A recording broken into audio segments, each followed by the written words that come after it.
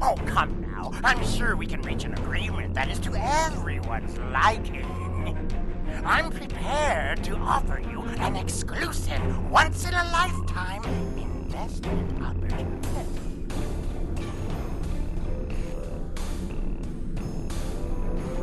Thank you.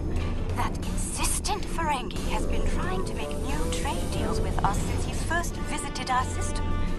Oh, everything he tries to sell is either broken or worthless. Thank you. It's good to see you again, and under much better circumstances. You'll be happy to know that our star remains stable. We've not seen any Tholian ships since the incident, thankfully. The decision to explore was somewhat controversial, however. Many Lukari were resistant to the notion. We settled this moon long ago, after we were forced to leave our dying homeworld of Kentar. It was a difficult journey for us. Once we found our new home, no one was very excited about space travel. Still, the exploration initiative passed. Considering my experience, my people have chosen me to command the LSS Concordium. It was an honor I proudly accepted. Our ship is ready to go when you are.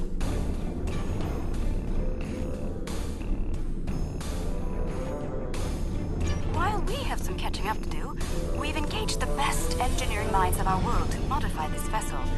I'm quite proud. We've done a lot in a very short period of time. We've added some of your defensive technology to the ship, as well as some warp drive upgrades. The Concordium is now capable of sustaining a top speed of just over warp 4. Our collaboration with your engineers has been quite inspirational. We've started work on a starship of our own design. One of many to follow the Concordium to the stars. Our ship is ready to go when you are. For our maiden voyage, I've chosen a star that is close enough to be within reach, but still just outside the area of space that you've explored, and obviously one that we haven't visited yet. According to your star charts, it's a yellow-white star called 20 Draconis. This isn't over. Believe me. The next deal we make will be on my terms.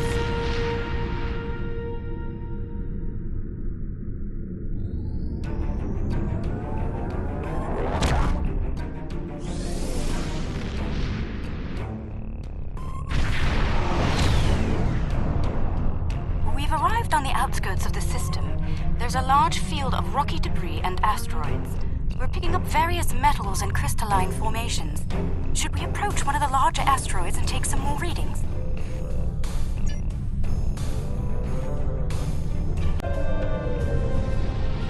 Scanning in progress.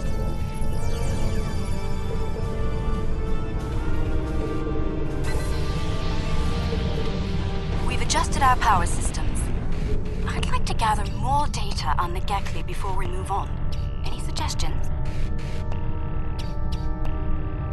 An excellent idea. We'll be able to track their movements and learn more about their migratory patterns and feeding habits. We'll need to get close in order to attach the tags safely.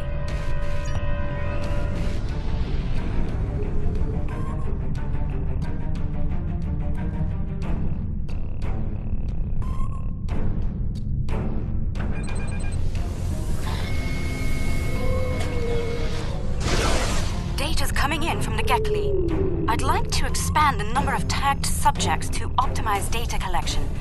Let's get close enough to slip in with a pod and join them in their swimming.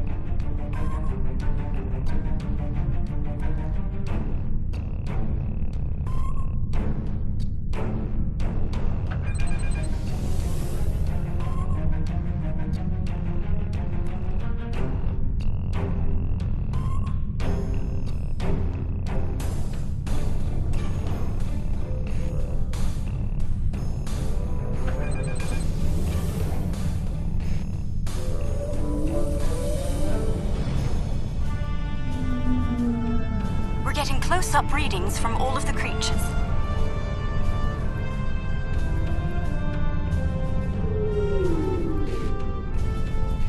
They're treating us like one of their own. They're trying to talk to us with their radio waves. That was incredible. What a singular experience. We've spotted a larger group of them in an area not too far from here. This looks like a feeding ground for several Gekli pods. Let's go have a look.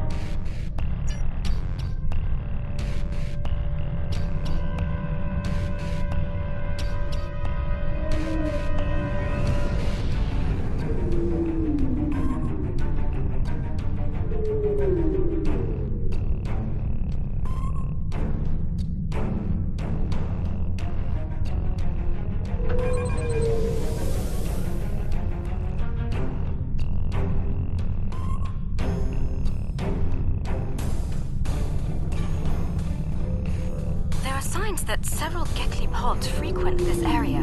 There's a lot of dust and particulate matter, but we can't see how the asteroids are getting broken down. I think there's something we're not seeing on the visible spectrum. Your ship has a stronger deflector than ours. Can you emit a particle wave? We could use that to illuminate things that might be happening in different spectra.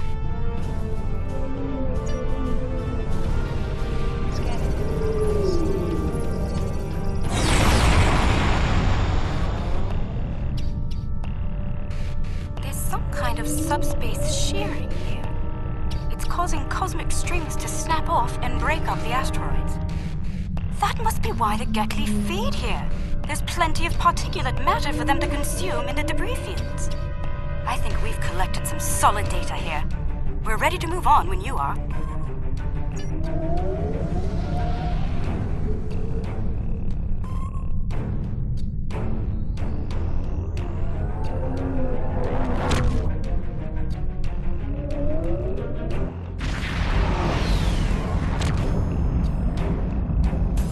Are reading a swarm of comets passing by this stellar body.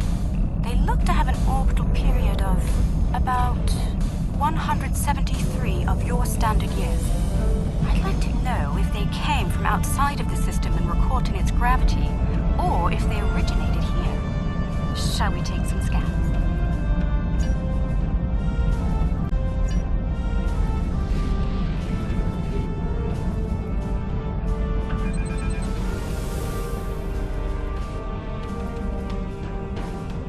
Geothermal in nature. Its surface is partially molten.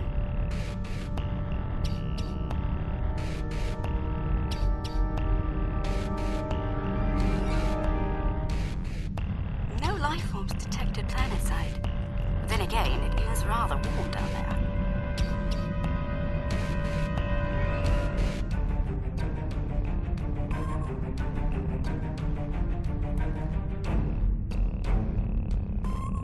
There they are. Magnificent, aren't they?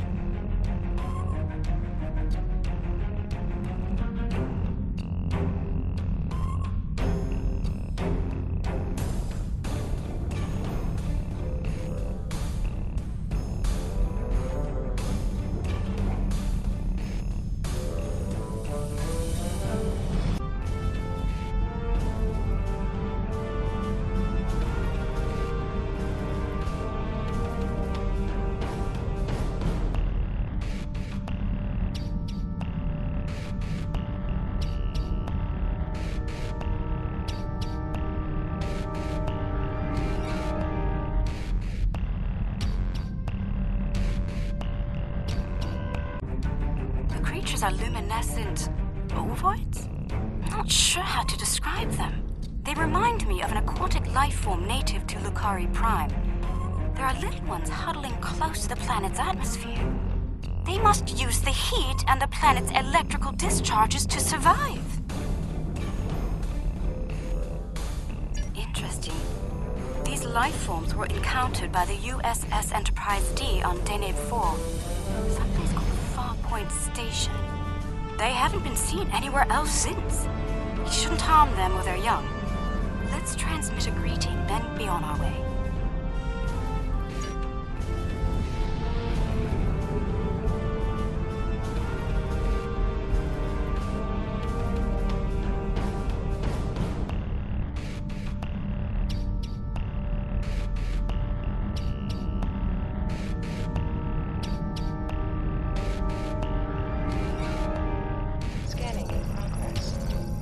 color display must be a form of communication. I didn't realize that life forms could exist in this fashion, living off the heat of planets, feeding on the particles in space, absorbing radiation from the cosmos. There's so much to see. Let's head to the next planet in the system and see what's there.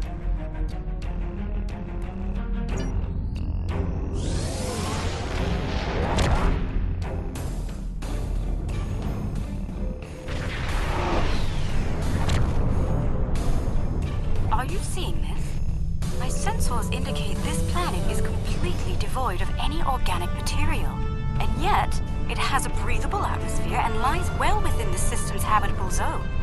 Most curious.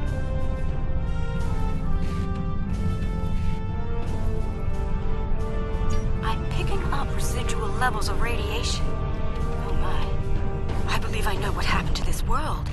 Some kind of proto-matter wave happened here. Not if you know how to resolve the chaotic turbulence with a Tarfine reduction. This was a recent event. Some kind of proto-matter incident happened, and it wiped out all life on the planet. I think we should send an away team down to learn more.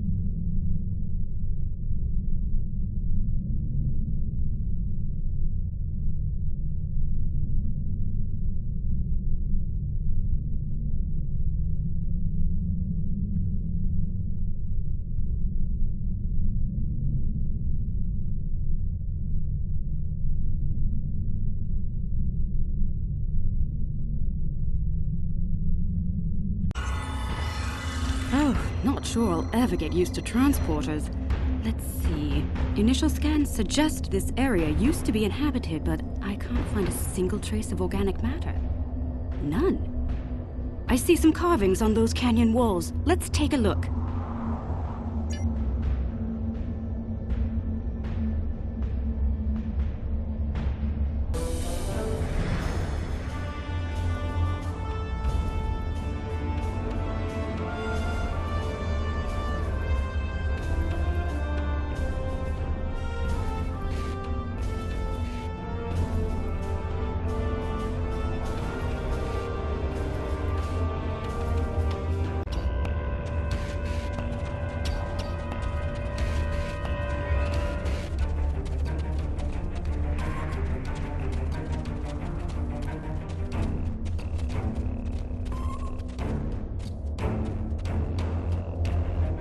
The walls of this canyon were worked by tools. I'm sure of it. Sentient life forms lived here. Until the proto-matter detonation. This pillar here, it seems to be a sign pointing to that canyon. Perhaps a pathway there leads to a settlement of some kind. I'm reading metallic objects there as well. Shall we take a look?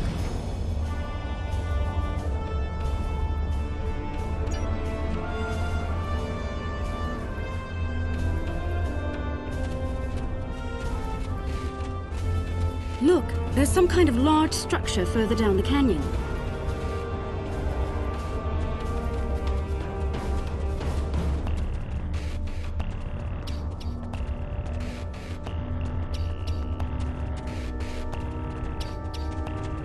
Look at the size of that plaza. people must have had quite a developed culture. Let's take some readings up there.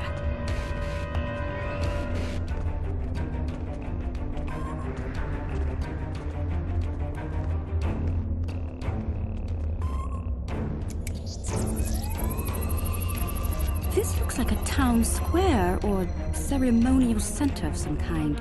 I see some murals on the far side of the square over there by that arch. I'd like to examine them. They might tell us more about this place.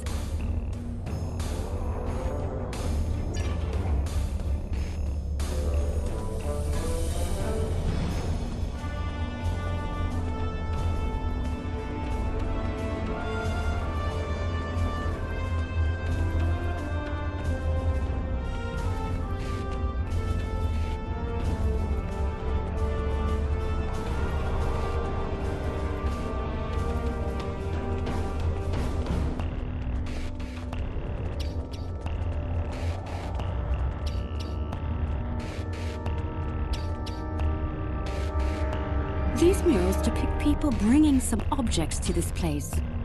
Crystals or gems, I believe? They built their settlement around this site. I believe it was a place of great significance to them. The next mural may hold more clues for us. Let's have a look.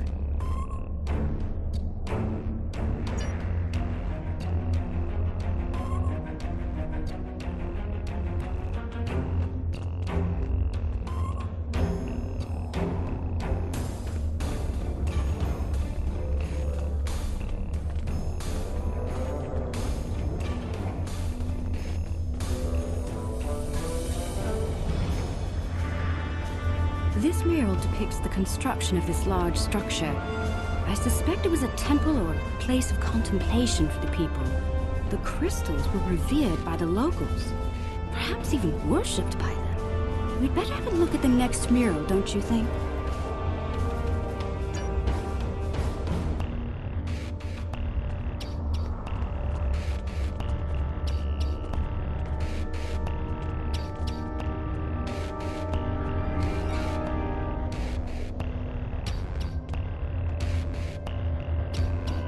The crystals depicted in this mural appear to be growing for some reason. I wonder if this is a symbolic or literal representation of events. Perhaps the structure needed to be modified to hold the volume of crystals they collected over the years. Quite the enigma we found here. I suspect there's more to be found inside.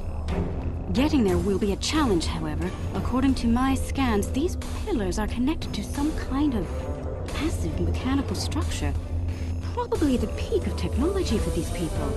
I believe it's some kind of opening mechanism for the structure's door.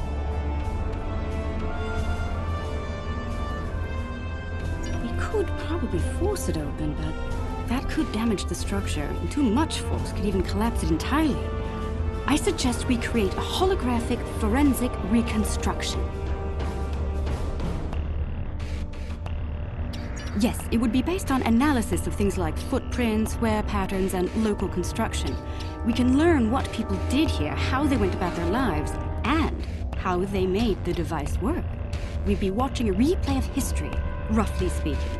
Let's start by gathering information from relics and leftover traces of the people who once lived here.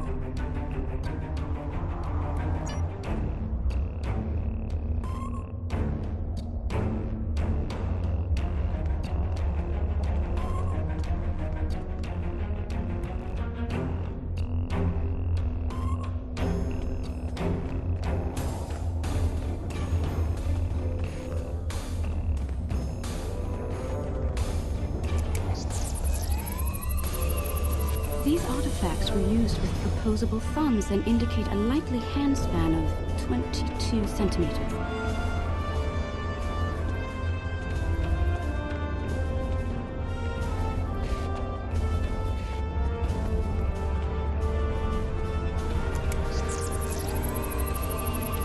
Based on these footprints, these people had a stride that places them at about 1.6 meters on average.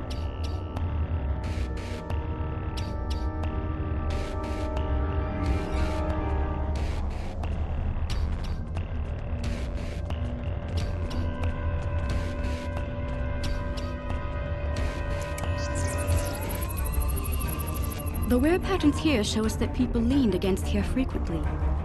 This was a meeting and gathering area.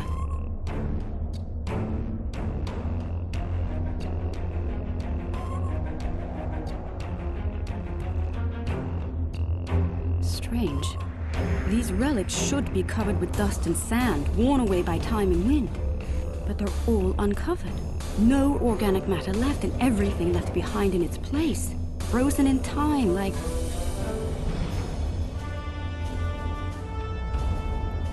Yes, the evidence seems clear.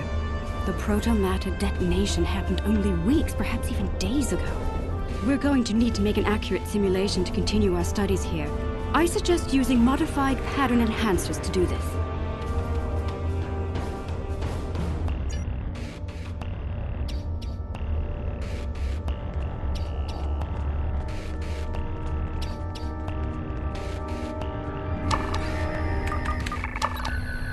Enhancers online.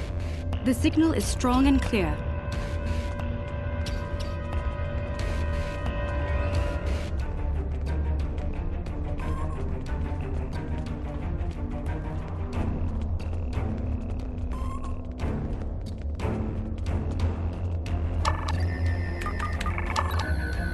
Two down, two to go.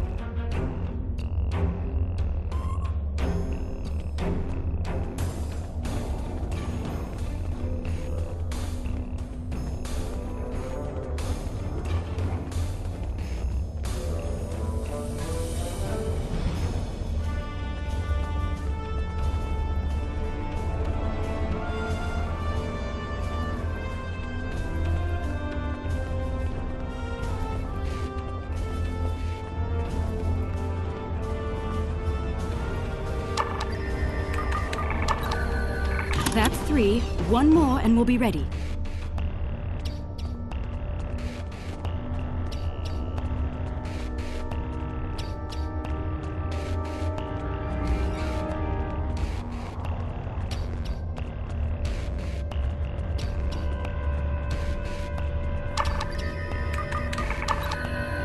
That's the last one. All enhancers online and standing by. All right. The enhancers should give us a pretty good image range. Your tricorder can then act as the center of the network control for the enhancers. I can tie in my data to your tricorder whenever you're ready. Get a little close to the center of the square so we can see what happens.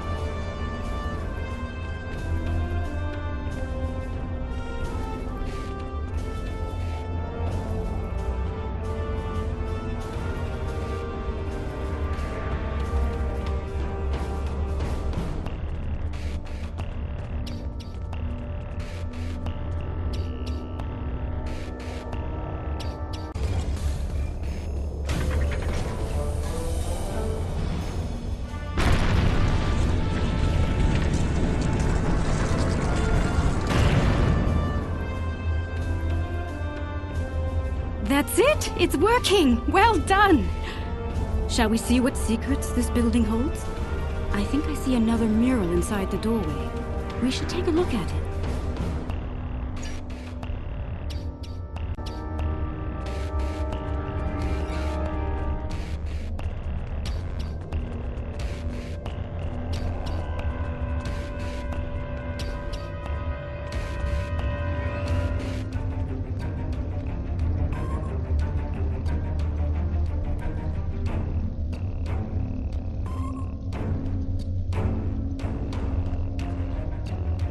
Isn't that the symbol of your Starfleet? How did it get here? How could it be in a temple of people who don't even have electricity, much less space travel? This is getting stranger by the minute. We should search the temple for more murals.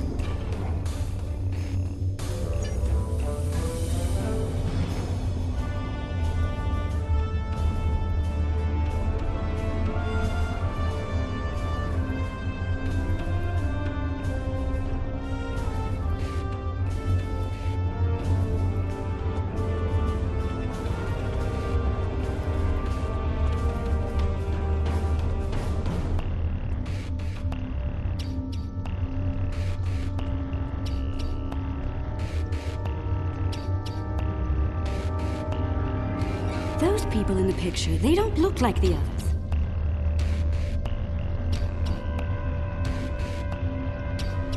What happened here? If Starfleet officers contacted this civilization in the past, why wouldn't you have a record of it? We should head deeper into the temple and continue our search.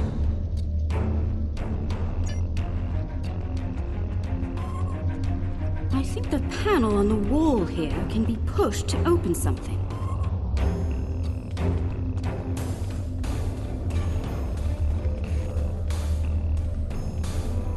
Those inner doors across from the panel are opening.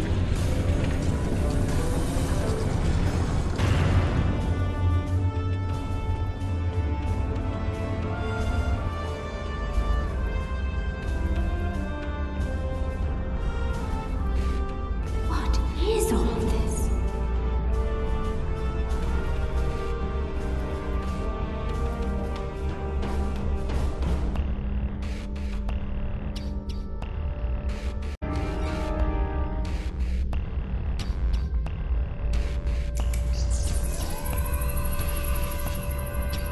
According to my tricorder, we've reached ground zero.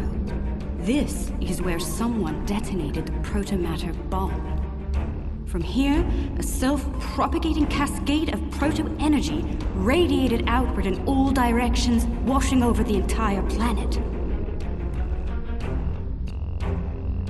Doubtful. I believe what did this was built specifically as a weapon. There's no new ecosystem. All life was eliminated. I'm picking up a residual energy signature here. Take a look. 16 centimeter wavelength with a slight kaon leak. I've seen this before. It's a byproduct of Zenkethi technology.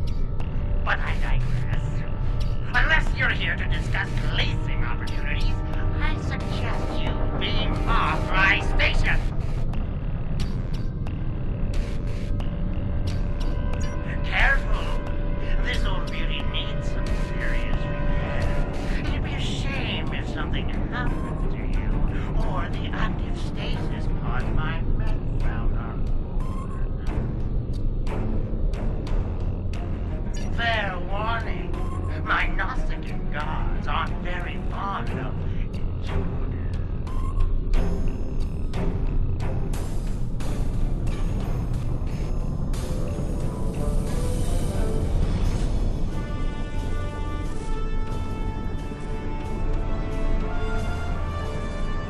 I'd be happy to sell the gods to you. Consider their living contents of...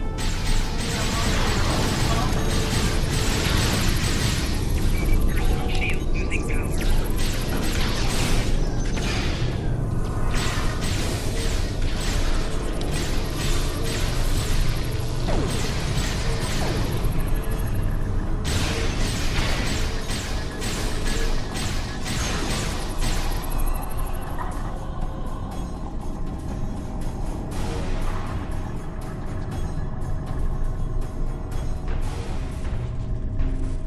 Chief Engineer's Log, March 18th, 1570.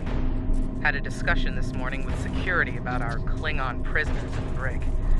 We can't just leave them locked up, or execute them, or exile them on the planet below. Setting them free isn't a popular notion either. We're still looking for options, but I think the stasis pods we have in medical will come in handy real soon.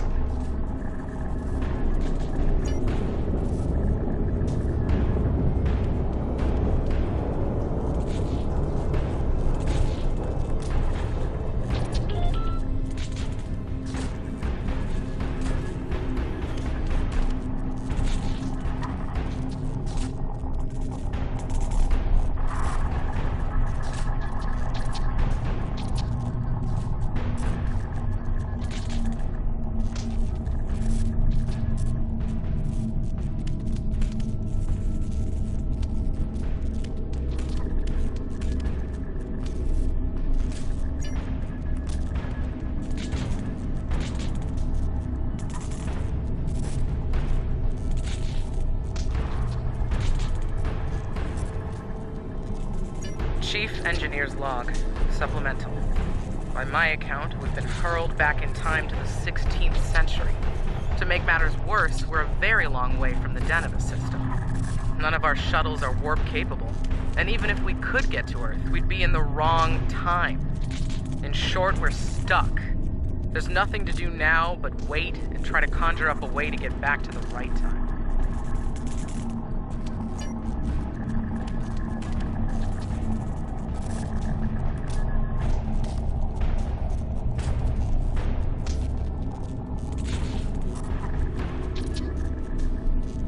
The fines for trespassing are quite severe, and I plan on collecting them.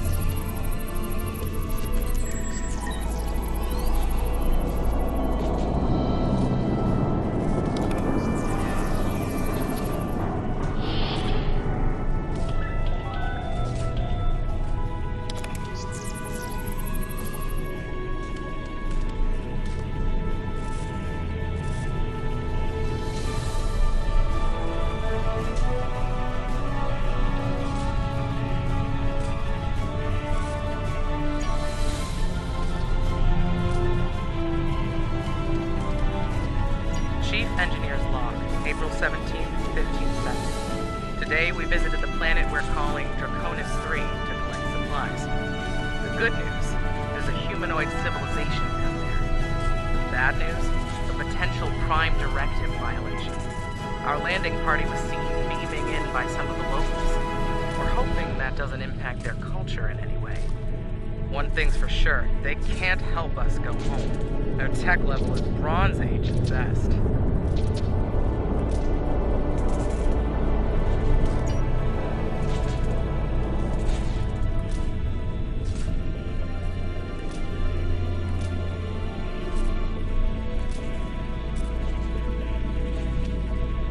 Trying my patience is going to cost you dearly.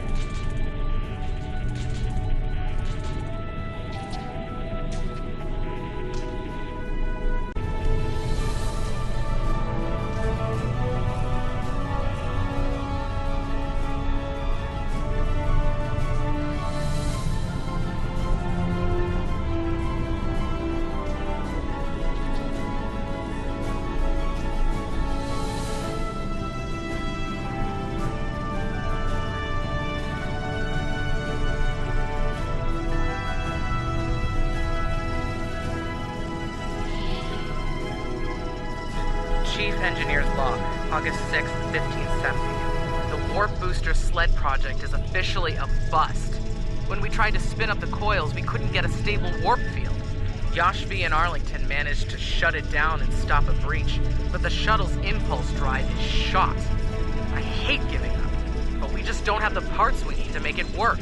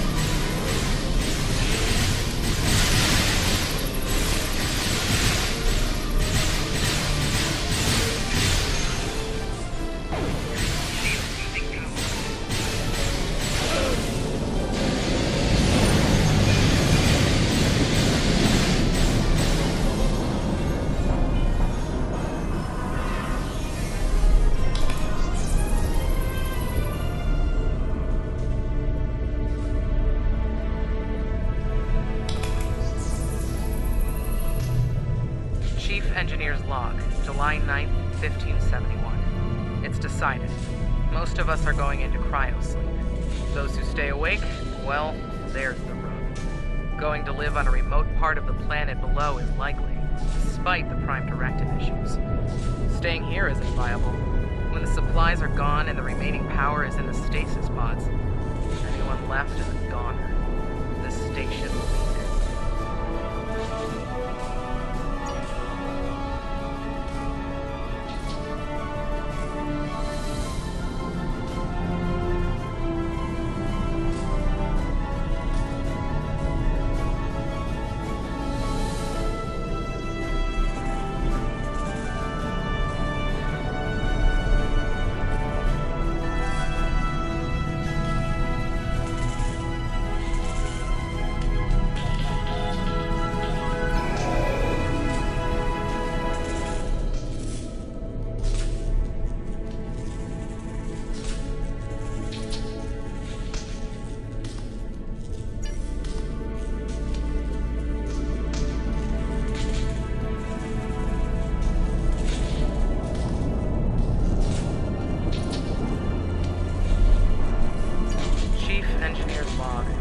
July 26th, 1571. Most of us went into stasis this morning.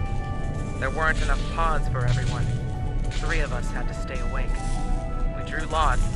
Tavon, Sheridan, and I were the lucky winners.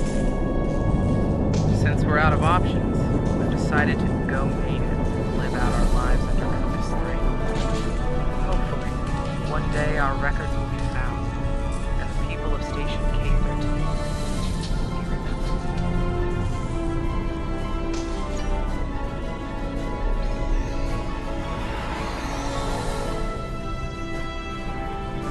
Rule of Acquisition 431. When the shooting starts, let the mercenaries handle it. Handle this, Captain.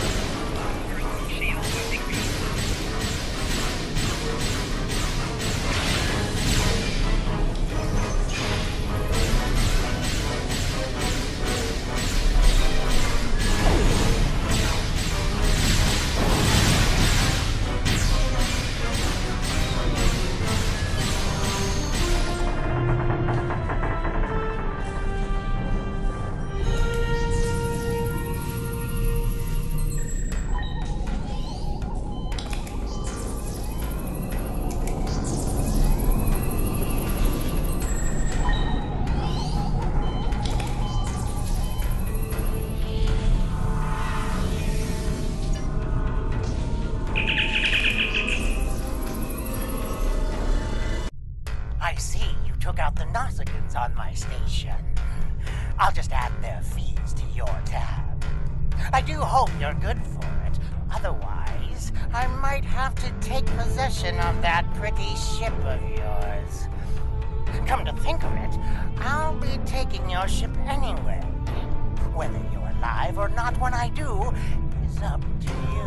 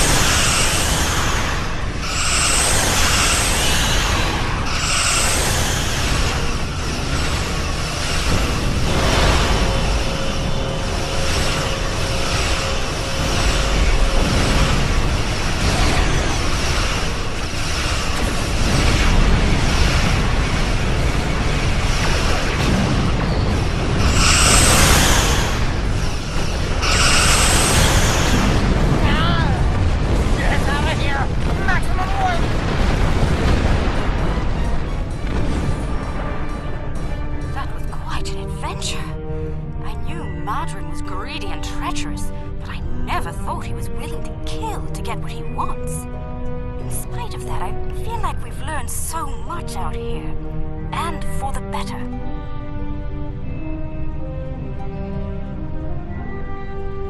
Indeed.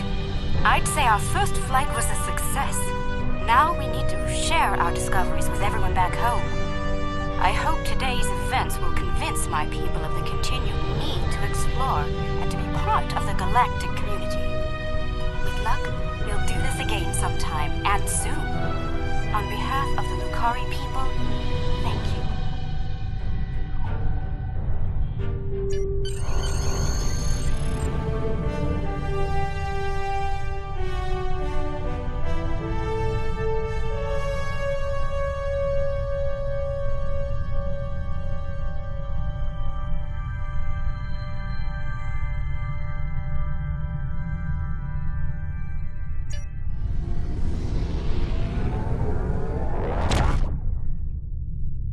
I'm happy to hear the Lucari handled their first experience with space exploration well. There's talk of their desire to join the Federation, and from what I'm seeing, they'd be fine members.